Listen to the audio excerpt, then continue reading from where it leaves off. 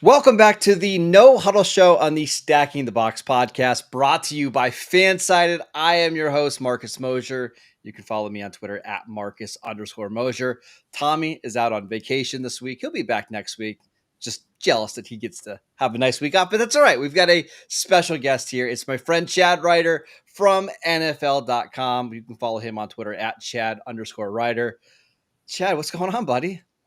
Oh, just living in the afterglow of last weekend and moving on to 2026.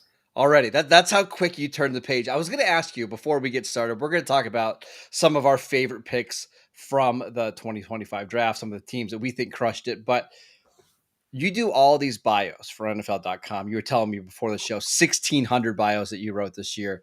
What's the process like of knowing that many players? Well, I mean, in the end, you just simply have to go through every roster in the FBS and then some select programs in the lower in the other divisions because there's just so many guys to get to know, and especially now with a lot of movement between rosters, you really have to just go through one by one, try to figure out who's eligible, who's not. And of course, we've watched some of these guys for a couple of years already. So, we know some of the bigger names that we need to look at. But really, it's just a matter of like scouring the world for all the information you can. And, just trying to maybe hone in a little bit on the type of size speed guys that teams look for as well. And try to just cover all your bases. So, was there any player that got drafted this year that you didn't have a write up on NFL.com? Yeah, I didn't have Kobe Minor written up, Mr. Irrelevant. There might have been one more too, but it's not many. Like, Okay. it's this year. The teams will go off the board on you, occasionally, and that's just the way it is. Yeah, they like to surprise us every year a little bit, but Yeah, yeah. yeah. You actually have a new article out all over on NFL.com. 16 day three picks that you think could start right away as rookies. Let's just talk, Chad, about some of our favorite picks from this year's class. I know you've Okay. got quite a few. Yep. Who do you got? Well, I think the Colts. I really liked getting Tyler Warren at 14. I really like getting JTT in the second round. To although I think was a fantastically underrated player in this draft. And look, he didn't put up like huge numbers, but they also didn't ask him to do as much in terms of just purely rushing the passer as the year went on. Guy's 260 some pounds, dropping into coverage, looking pretty good at it. 5-star recruit, steps into Ohio State as a true freshman, makes plays. The Colts got him in the middle of the second round. I thought that was fantastic. So, and Tyler Warren, everybody knows what Tyler Warren did last year, but teams allowing him to go to 14, similar to me, that not similar game to Brock Bowers, but similar situation in terms of teams letting him slip a little bit further than they should have. Did you see the video of Chris Ballard, the Colts GM? As soon as they heard the pick of Kenneth Grant to the Dolphins at 13, he Yeah. just puts his arms up in the air like, "We got our guy." No discussion or anything. Like everybody in that Colts war room was locked in on Tyler Warren. It's got to be a great feeling when you don't even have to debate who you're picking at that spot. Yeah, and honestly, I thought there would be a little more competition for him, and maybe some teams. It the situation between him and Colson Loveland, and no shade to Colson Loveland. I mean, there's a lot of things that you like in his game, and if maybe he would have been in that top 10 conversation a little bit more even without the injury this year. So no shade to him, Did but you like Warren better than Loveland? yes, and part of that is what I've seen. I'm a Green Bay Packers guy. I grew up in Wisconsin, and I've seen they picked Luke Musgrave in the second round a couple of years ago, coming off injury, and they picked Tucker Kraft in the third round, who I thought should have been a late second round pick. And you've seen that Kraft has become a red zone target, a really strong move the chains guy plus at that position. And I look at Warren and Kraft as being similar, and I look at Musgrave and Colson Loveland being similar. And so I've just seen what that size and agility can do, even if he's not as fluid a mover, for example, as Loveland. I think Warren's size and strength and hands in the red zone are going to be really, really valuable to the Colts. All right, Chad, I got a couple guys that I want to ask you about. At least these are some of my favorite picks. I'm going outside of round one because Yeah. everybody talks about round one. We want to Yep. go a little bit deeper here on the No Right. Huddle show. How about Trey Amos, a cornerback from Ole Miss that was drafted by the Commanders at the back end of round two? This just feels like a Dan Quinn cornerback all the way through. Like he's Yeah. long, he's physical, a bunch of experience at two different SEC schools, Alabama and Ole Miss. I'm shocked that he fell that far, but I won't be shocked if he's a starter and a high quality player right away. Yeah, I think his workout kind of confirmed that he wasn't a plus athlete in terms of pure speed and agility. That's not what his game is. And I think that kind of locked him into that second round, area. But look, Washington getting him late in that round was fantastic value for him. And they did it with Mike Sanistril the year Mm-hmm. before, but it's sort of the opposite in terms of a guy that was pretty small that teams didn't want. And this guy, obviously Amos has the size, but he was the most competitive guy at the catch point in the draft. He just played through the whistle, played through the catch. Guys really found it difficult. If he's in their area code, they are not completing the catch against him. And he sort of like Washington went with the Emmanuel Forbes, he had a lot of interceptions, whatever, super fast. That's the guy we want. Well, it's funny, they went the opposite way. Like Amos doesn't have all the interceptions, but he's going to complete all the way. He's physical. So it's really interesting that they kind of went the total opposite with him. And I thought it was, one of the better picks of the round. I also wouldn't be surprised if. Well, listen, Dan Quinn has got an unbelievable track record. Whether it's turning Trayvon Diggs into an Yeah. All-Pro corner, turning Deron Bland into an All-Pro corner, I just think he's going to be one of these guys that comes in, plays on the outside, and is a starter right away. Give us another name of a pick that you liked. Well, I think I liked I liked Nick Martin going to the 49ers in the third round, and I had projected him going in the fourth round to them, like through the whole process. But I understood, given that guys like Schlesinger went, at the top of round two, and you kind of felt like he was going to go a little earlier than maybe I thought. So I'm like, hey, that's a great pick for them. He is a Dre Greenlaw kind of guy, and I think he wasn't asked to do some of those things in college, but I think he's going to be really good in coverage. I think he's going to be excellent next to Fred Warner. I really like him as a fit for the 49ers, and he's so explosive as a tackler. I mean, I think losing Greenlaw, it just made so much sense for him to plug in there. Yeah, we knew the 49ers were going to need to address their front seven. They did it with their first three picks. Michael Williams, Alfred Collins.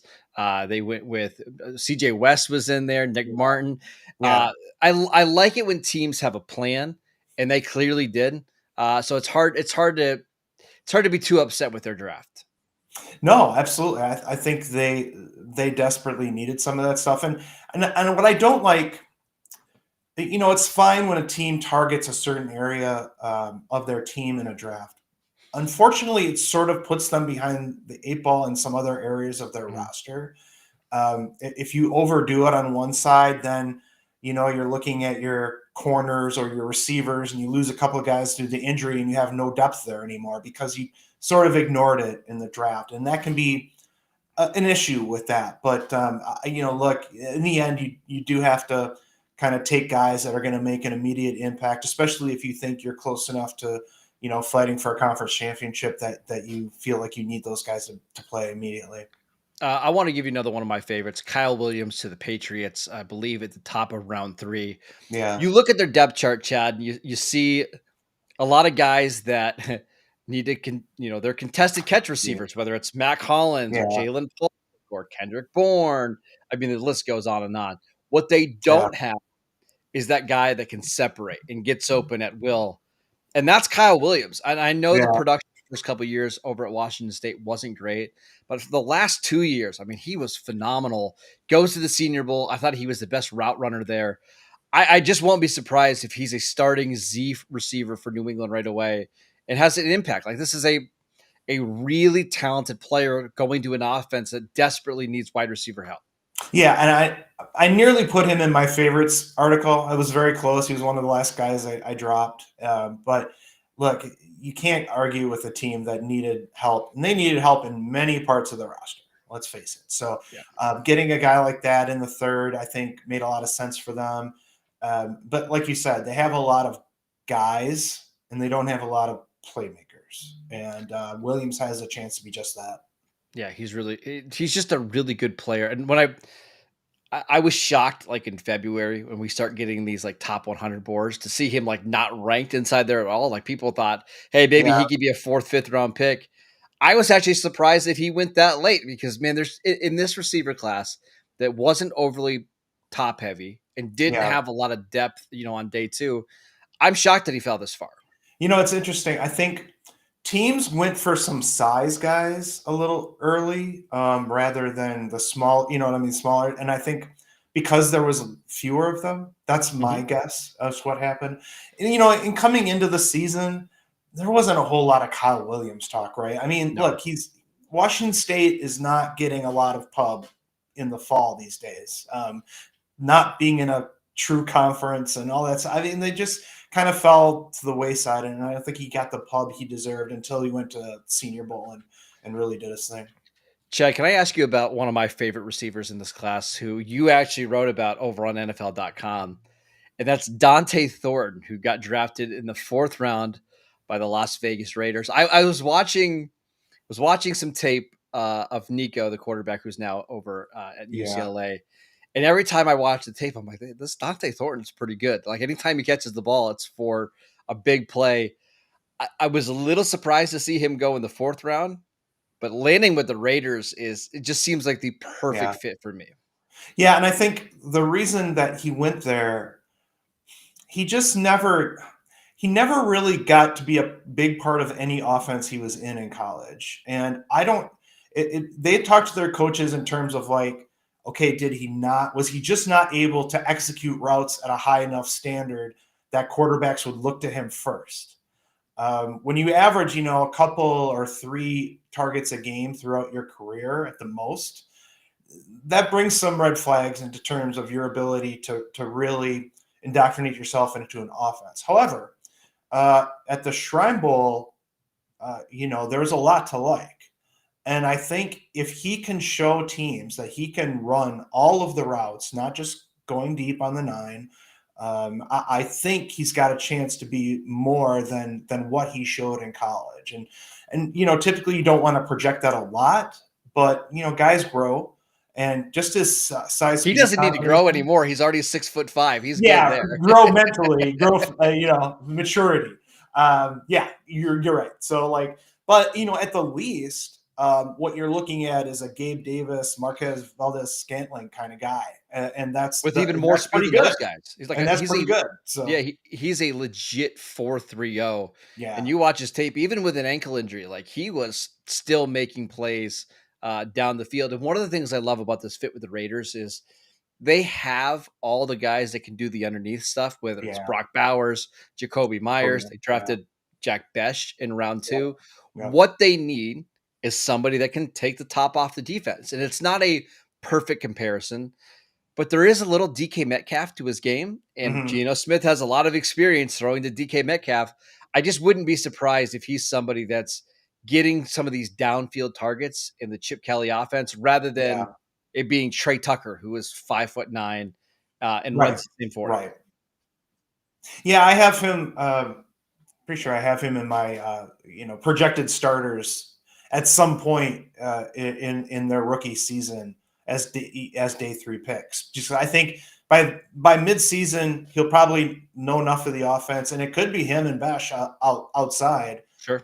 with Tucker and Bowers and Myers and all those guys kind of working in the middle and in the slot. By the end of the year, he could be in that starting lineup just to stretch defenses vertically, if nothing else.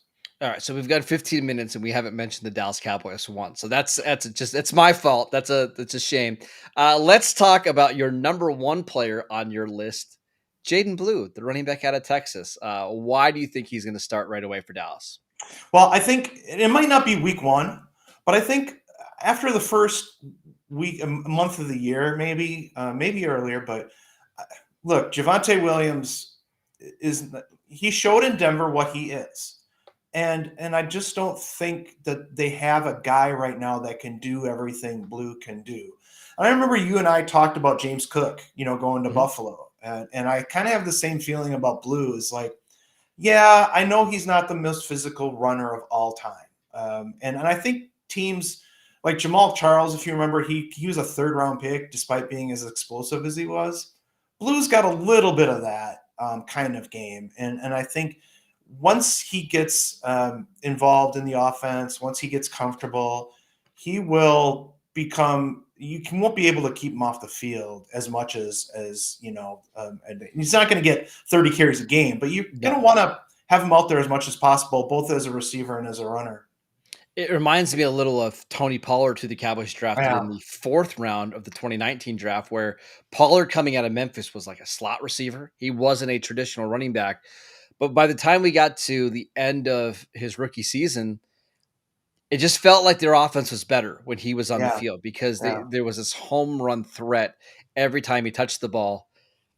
Miles Sanders and Javonte Williams don't scare me at all. And Chad, that's why I just won't even be surprised if we get to like October and it's like, okay, why are we even bothering giving touches to these other guys when every time Blue gets the ball, something good happens? Yeah, and look, guys get hurt too, and that's part of the thing when you're trying to project day 3 starters is guys get hurt and guys have to take advantage of those opportunities. So if Blue stays healthy and other guys don't, he's going to get a lot of work. All right, I want to ask you about one of my favorite linebackers from the class who wasn't in your article, so I was a little bummed, but I understand why. Danny Stutsman, the linebacker from Oklahoma who got drafted by the Saints.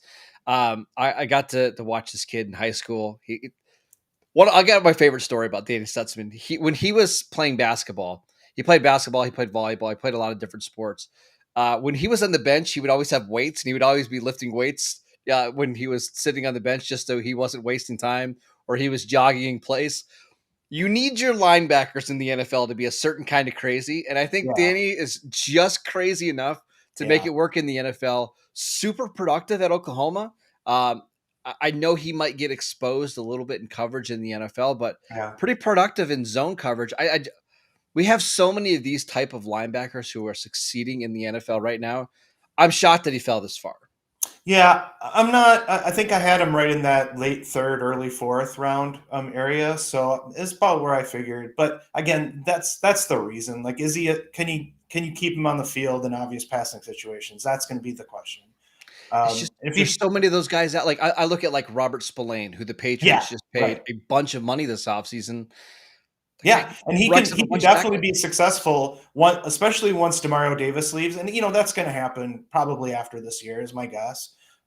So I think he's going to be successful for them. And you're right. He will succeed in one way or another in the league. And it's just a matter of how you use them, and things like that will determine that. And look, getting a linebacker in the 4th round is fairly high, honestly. Like it's not there wasn't a ton taken on day 2, and so I think you're still a top 5 player at the position even if you're picked early in day 3. I just won't be surprised if he finds a way to get on the field sooner rather than later. I want to ask you about another running back that you put on your list, and that's Cam Skattebo, who was drafted by the Giants. I know there were some people that thought maybe he could be a late 2nd, early 3rd round pick. That always felt a little rich, but in the 4th round, that's a perfect spot for him. Yeah, I think, again, in flashes, if you watch highlights and watch him run through guys, that's what you're going to say, right? Everybody, I want that guy on my team.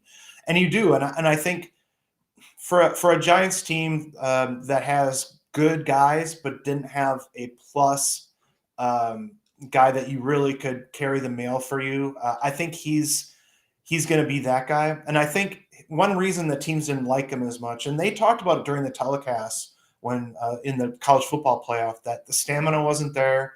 They really needed to force him to get into better condition for his final year at Arizona State. And he did that. And so I think day 3 was a good spot for him.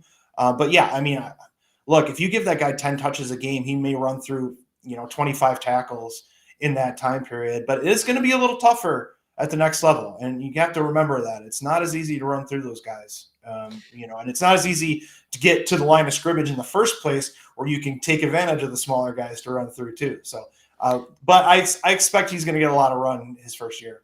Yeah, and the good news for Skattebo is they have Tyrone Tracy, who Yeah. can be kind of the big play guy. That he can be the one they run off tackle. They can use him in the screen game.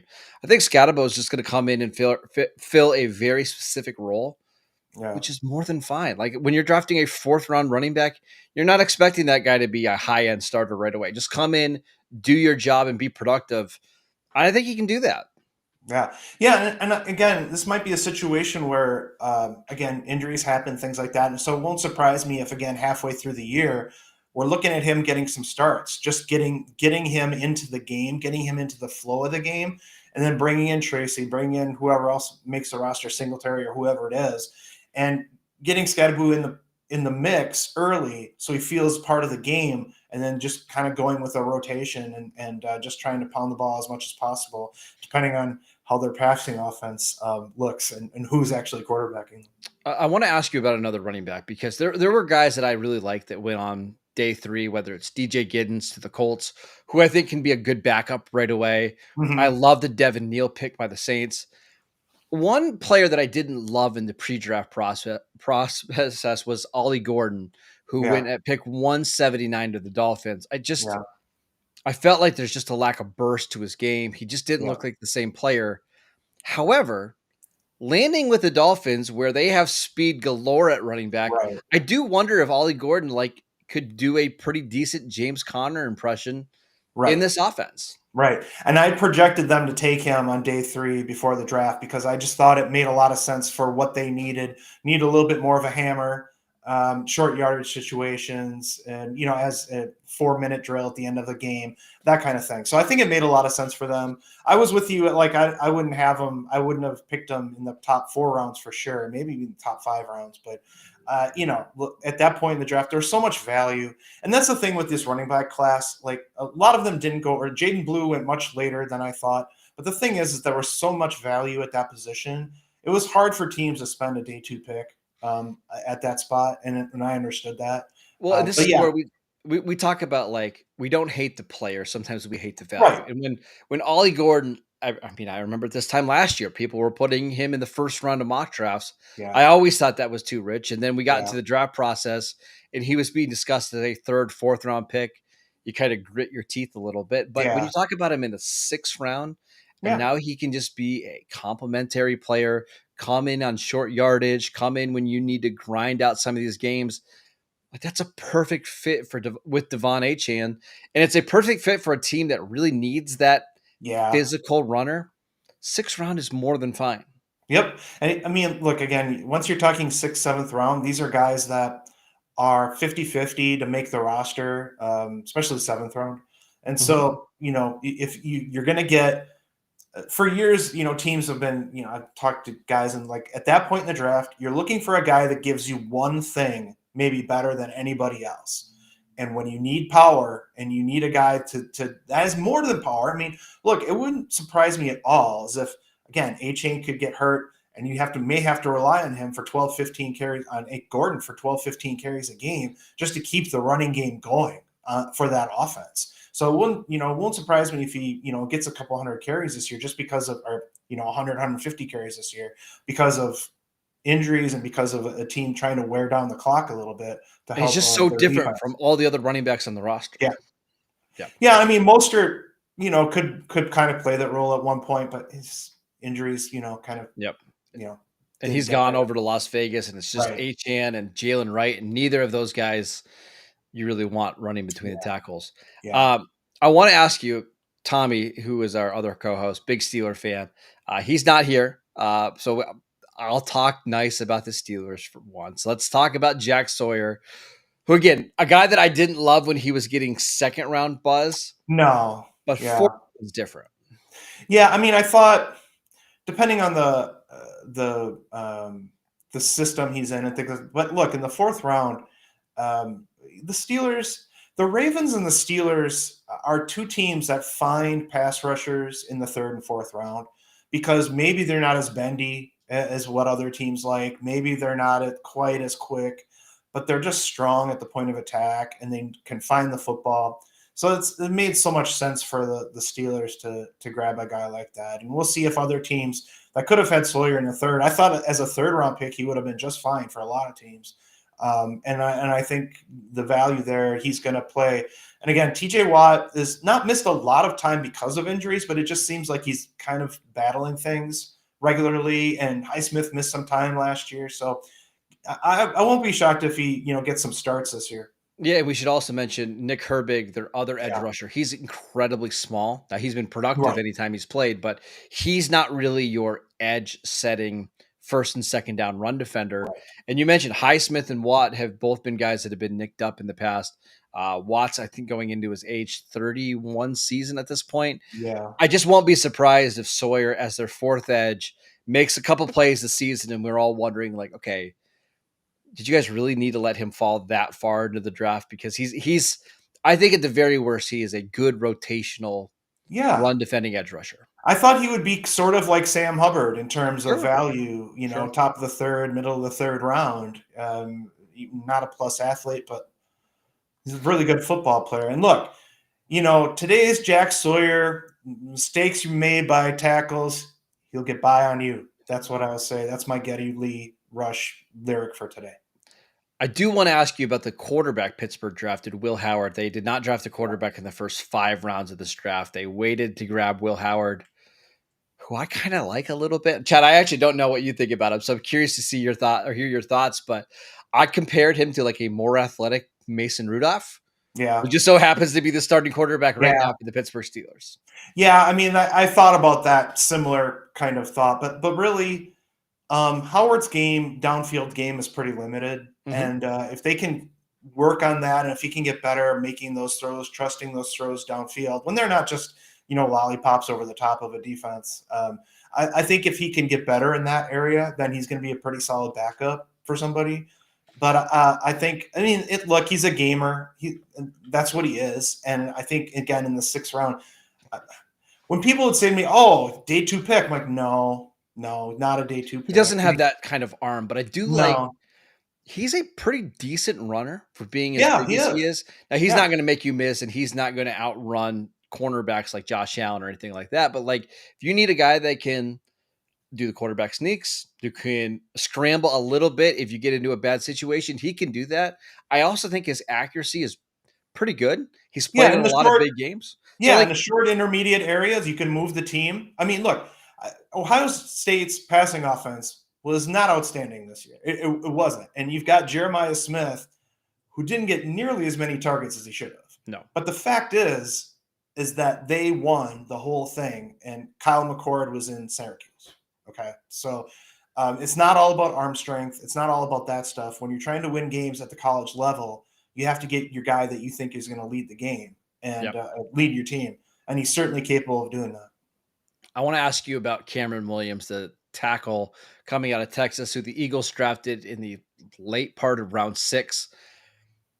I thought this was somebody that probably should have went back to school for another year, developed a little bit. Yeah. But I was sitting on my couch, and when that pick came across the ticker, I just rolled my eyes. I'm like, doggone it, how he did it again. He found a guy that can be his project that can probably going to develop into a starter by year 2. Yeah, and look, I'm really hoping they give him a shot inside. And I was talking with Fran Duffy, who does a lot of stuff with the Eagles and the draft. And I'm like, this could be a guy that moves inside. I'll be very interested to see if they give him a chance inside because he can be a people mover. And he's got the length. And look, what they did with Mekhi Becton made a lot of money off that move. And I'm not going to be surprised if we see the same thing happen with Williams again this year. Because look, the Eagles, I mean, maybe Tyler Steen becomes the guy. Maybe. Kenyon Green becomes something. But there's not much there. And I think give Williams a shot inside, see what he can do. Yeah, you're just taking a shot on somebody who's extremely talented, and you're putting him on an offensive line where they don't need him to start right away, and he can just sit with Jeff Stoutland and develop. I think that's a really good fit. I want to ask you about one more player before we kind of move on. to some of our favorite overall draft classes. Marcus Mbow, or correct me if I'm saying his name wrong, but the Boom. Yeah. from Purdue, who played Mhm. some tackle, played some guard. I think some people maybe project him as a center in the Yeah. NFL. I know he was one of your favorite picks in the class. Where do you see him landing? Well, I think with, I think the Giants need help at guard, and I think that he could be there. I think he can handle that move. And so because he is a finisher, he's not. His strength is not elite, and his frame is not this elite in strength. So I think some teams kind of stay away from him. That's why he went fifth round instead of like third or fourth, like we thought. But I think if you're looking for a move guard, and he's got the length, he's got the pass pro ability, and he can finish. And I think if you allow him to take advantage of his strengths instead of focusing on his weaknesses, I think he's got a shot to make it at guard. Yeah. And he'll probably get some snaps at center behind John Michael Schmitz this year in case something happens with him as well. So I think between those two spots, he's got a chance to make an impact with the Giants right away. It was just somebody on day 3 of the draft that you feel pretty good is going to figure out a way to be Yeah, impactful. And there's teams that are always looking for that swing interior guy. absolutely. And with the Giants having so many injuries and not a lot working out there, I just think I won't be surprised if he has an impact right away. Absolutely. And there's always a couple of fifth, sixth round interior linemen that somehow work their way into the lineup because of injury or I think of like Tanner ineffectiveness. Bortolini last year, who the Yeah. Colts drafted. Yeah. And I had him as one of my guys that was going to start too, because, Ryan Kelly got injured quite often. And so it wasn't surprised when he got a chance to play. All right. Last thing before we head out. Which team had your favorite draft class? Was there one that stood out to you maybe more than others? I really liked what the Titans did. I mean, I was a big Cam Ward guy. I had them taking him number one from the beginning. I think he's going to be really good, and it was kind of him and everybody else in this class. I love Femi Oladejo. Didn't get a lot of pub coming into the process, but boy, watching him at the combine, he was not only an athletic guy, but he was the engine behind everybody. He was in everybody's ear the whole combine, and it was really fun to watch. Love Kevin Winston in the third round. Great. Gunnar Helm's probably going to start for him at some point as a rookie in 12 personnel. Ao Maynor in the fourth. I didn't love him, but I figured if somebody got him in the fourth, that's a pretty good pick. Marcus Harris from Cal, the corner, is an underrated player, but you're going to see him on the field quite a bit, I think, for the Titans this year. So I really liked what they did in Tennessee. And I'm going to mention the Bears for the millionth time because I thought Colson Loveland and Luther Burden were two of the top 15 players in the class. And I know I'm super high on Luther Burden, but I know our guy Lance Zierlein was high on Burden as well. I believe he had him as the number 2 receiver in this class behind Travis Hunter. Is that right? Yeah, I mean, I liked those two picks for the Bears, and the rest of their draft didn't do it for me. I agree. But this is where I always come back with the draft. I think sometimes we overrate day 3 picks. And if we like 2 or 3 day 3 picks, we kind of ignore what they do in the rest of the draft. For most teams, all that's going to matter is what you did in the first and second round. And I think for the Bears, I know they have needs on the defensive line. I know they can always use more offensive line help. Yeah. But getting Colston Loveland and Luther Burden, two guys that are going to get open, and a Burden who can make plays after the catch, I just think that's a great way to make sure that Caleb Williams has enough weapons around him. And I know, Chad, it's hard to say good things about the Bears as a Packer fan. So I'm begging you to. I love those two guys, and I think the Bears got a lot better during the draft. Yeah, and I think the question is going to be who's better, Tyler Warren or Colson Loveland? Which one of those guys turns out to be the better pro? And that will determine kind of where the Bears shake out in this in 3 years.